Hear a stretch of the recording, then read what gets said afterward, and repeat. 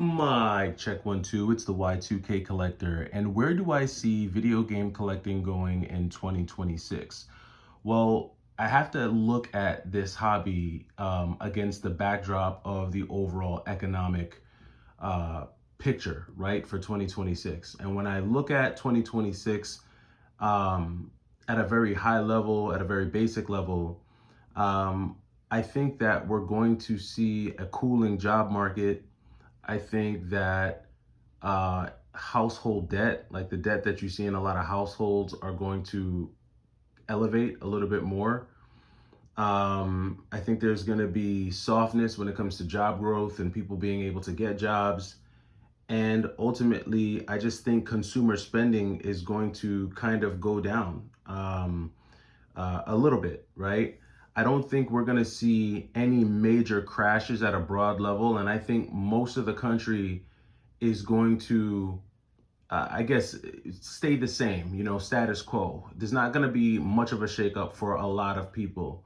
Now, I do think that for about 10%, at least 10% of, workers, people in the country, I think at least 10% is going to feel a significant shakeup, whether it's because they've been laid off, whether it's because their partner has been laid off. I think that at least 10% of households or families are going to feel some type of economic shakeup or impact. And that's big, right? Because if 10% of people don't have the ability to like buy and spend, that just impacts other industries and other businesses, especially small business. So that's what I think the overall economic outlook is going to look like, and that's based on reports that's coming in from like Reuters, S&P Global.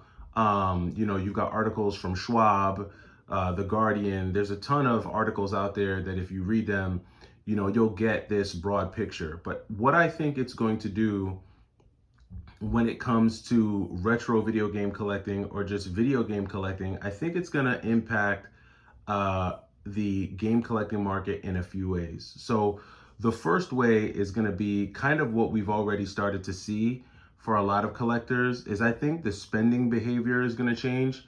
I think you're going to see collectors become a lot more selective in what they buy, but I don't think collectors are going to leave the market altogether. And I think where you go to purchase certain types of games is really going to change. And I can see resellers adapting to this change in real time. I think at this stage of the game, most resellers know that if they want to sell kind of lower tier, low dollar games or anything that they want to just sell quick, they'll probably do a whatnot auction and they'll probably try to get a lot of their like low dollar stuff off at whatnot. Or they'll probably try to bundle a lot of low dollar games together and sell them all as a bundle. I think for like higher price games, I think resellers are still going to turn to like eBay, especially if it's like a specialty type of game. I think they're going to go where specialty collectors go. And a lot of times people who are collecting for special items, they will turn to eBay because at least on eBay, they can look at the condition. They can, you can specifically pick out exactly what you want for your collection. So I think that's what's going to happen. And so collectors aren't going to disappear, but you're definitely going to see impulse purchases drop. And I think that's really going to have an impact on people who collect for systems like the Switch and stuff like that, because it's very easy to start impulse buying for the Switch. But I think you're going to see a lot of those impulse buys really kind of fall off. And when it comes to like retro game collecting, I think you're going to see a lot more nostalgia driven pickups, more so than like I'm picking this retro game up because I saw a YouTube video about it and it's cool. And so I think you're going to see that. And what that ultimately means when it comes to just people being more selective is I think that mid-tier games, like if it's a mid-tier video game that normally sits somewhere between like 40 and 50 bucks, I could see prices for those games kind of softening a bit and coming down to like the low 40s, high 30s range, which will be a great opportunity for collectors because now you could buy these games at a 20, 25%, in some cases 30, 35% discount, which will be great for collectors depending on the games that you want. And these are going to be collectors who are looking to round out that mid-tier section of their collection.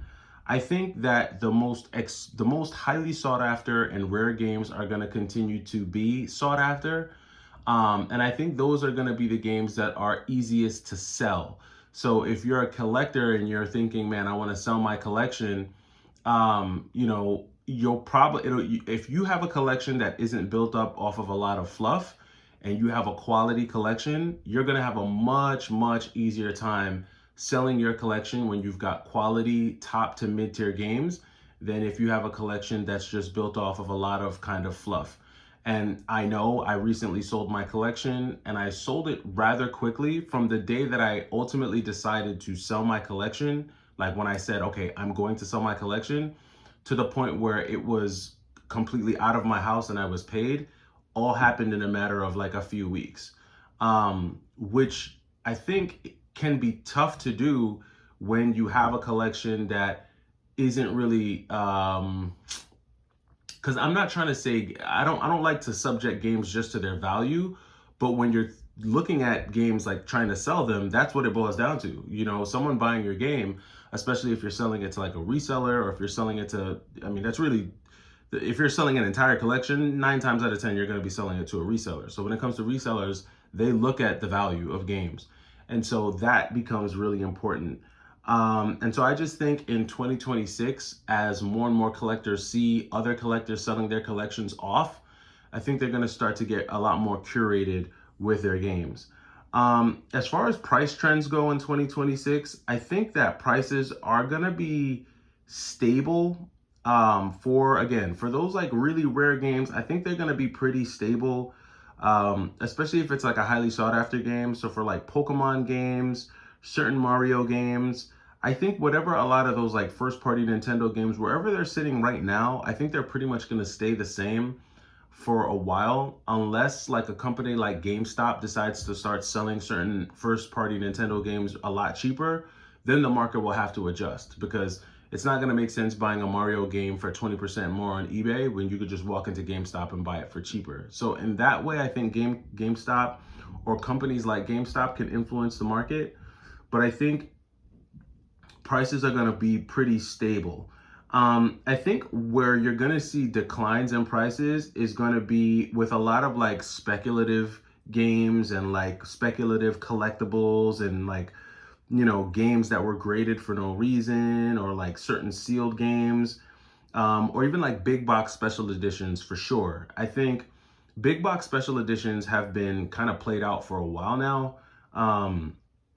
It took me like 2 to 3 years to get rid of all of my big box games, and it's just, they're not really. It takes a special type of Switch collector or PlayStation 4 collectors to really want to buy your big box games. Most collectors are really good with just the standard edition. They don't really need all the extras, because most of those special editions, they don't really come with anything like worthwhile unless you're just a super fan of the game or the franchise. So I think you're going to see like big box stuff like that's going to kind of slow down, and you're overall just going to see a lot less hype driven purchases. Like, people are not going to be as driven by what they see on YouTube or what they see like YouTube collectors doing. I think you're going to have a lot of folks that are just making up their own mind and they're saying, okay, this is what I'm going to do. And I think a lot of that is going to impact the way prices trend.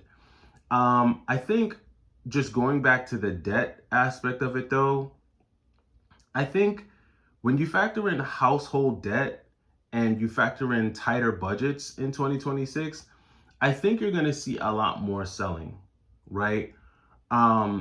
If you look at some of these reports, you'll see that, credit card debt is building.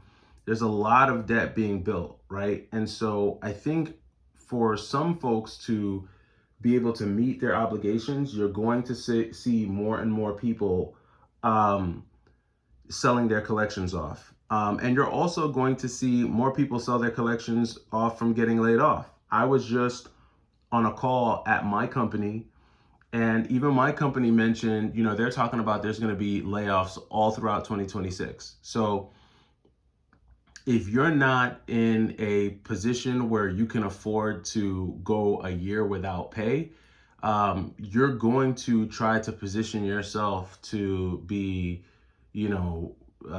ready for something like that. And I think that's going to force a lot of collectors into selling their collections. And with more collections hitting the market, it's going to increase, the amount of whatnot auctions. You're going to see a lot more whatnot auctions. You're going to see a lot more listings on eBay. You're going to see a lot more just games out there. And again, I think this is great news for collectors. If you're someone who's still in the market for video games, retro games, Switch games, this is going to be a really great time for you in 2026, because that just means there's going to be a lot more to select from. So, I wouldn't rush out to try to buy a bunch of games right now. I would say wait until 2026, because you may have a lot more deals around the corner. Typically, when there's this massive sell-off, you'll see there's ways that you can tell that a lot more people are selling their stuff off simply just by going to your local Facebook Marketplace. Facebook Marketplace is really going to give you a real good indication of what's happening, especially in your local area. One of the things that I noticed for sure in 2025 was not only the increased postings of entire collections being sold on Facebook Marketplace, but it was also the types of things being sold, like stuff that you would think like collectors would probably reserve for like a game store or something like that. Like there was some really high end stuff on Facebook Marketplace, like Virtual Boys, Complete in Box Turbo Graphics, Complete in Box Sega CDX, entire Pokemon collections, just really top tier stuff that people were just kind of letting go of on Facebook Marketplace. So you're definitely going to see a lot of that. You're probably going to see a lot more of like eBay auctions that don't have any reserve. So like a lot of no reserve listings, those will pick up. And you're probably going to see more game stores just buying collections in general. So there's definitely going to be more supply. I think a lot of that is going to be driven by debt. And also, just job insecurity. So I think you're going to see a lot of that there. Then I also think that when it comes to, and I'll touch on this a little bit, just like when it comes to sealed games and like graded games, I think you're going to start to see a correction of pricing for those types of things. So, coming out of the pandemic, a lot of like sealed game prices and graded game prices were really, really inflated. And I think we're just going to start to see more of a regression to the mean. And I would take that a step further and apply that also to like complete in box games. You're going to start to see complete in box games. There's just going to be like a regression back, not to pre-pandemic levels, but I think you're going to start to see some of that kind of just go back down to somewhat normal levels. So, which again is going to create more opportunity for collectors as well. And then when it comes to modern physical collecting and collecting for like PS5 and the most latest Xbox and Switch 2 and stuff like that, and limited editions, I think there's going to be some headwinds there. I think there's going to be some mixed performance with that. Like I've said it so many times before, there's just so much stuff on the first Switch. There's just so many games out there that when it comes to modern collecting, people are already kind of picky, but you're going to see people really be really even more picky, because when it comes to modern games, there's really no nostalgia there for a lot of people, unless it's like a continuation of a series that you played like years ago on like the PlayStation 3 or something. But I think you're going to see some mixed performance there. And yeah, I think overall the biggest factor, right, is going to break down to just who's buying this stuff. Like, right? So I think during the pandemic there was for sure a surge of, buyers in their 30s, maybe in their late 20s. And a lot of those buyers, were the ones that I feel like made up a good chunk of the market for, especially for more higher end games and higher end purchases.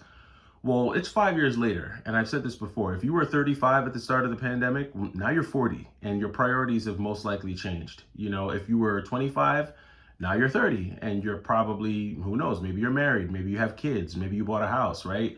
So a lot can change in a year, let alone 5 years. And so the demographic of the people buying this stuff has shifted, and it's going to continue to shift over the next 5 years, as we get closer to being a decade removed from the events of 2020. And so all of these things impact who is spending the money on what, right? And I think some of what I'm seeing, like this, people who are graduating from college now and trying to get into their careers, a lot of these, when you look at the reports from the Wall Street Journal, Bloomberg, there's a lot of reports, CNBC, a lot of these reports are stating how a lot of these college graduates are having a hard time finding jobs within their career, and they're just trying to get on their feet. And so if they can't find stable employment, within the next year or so, they may not be in the positions that a lot of millennials and Gen Xers were during the pandemic to be able to buy a lot of this stuff and continue buying into the hobby. And it's not going to be because they don't want to, they just might not be in a financial position to do that.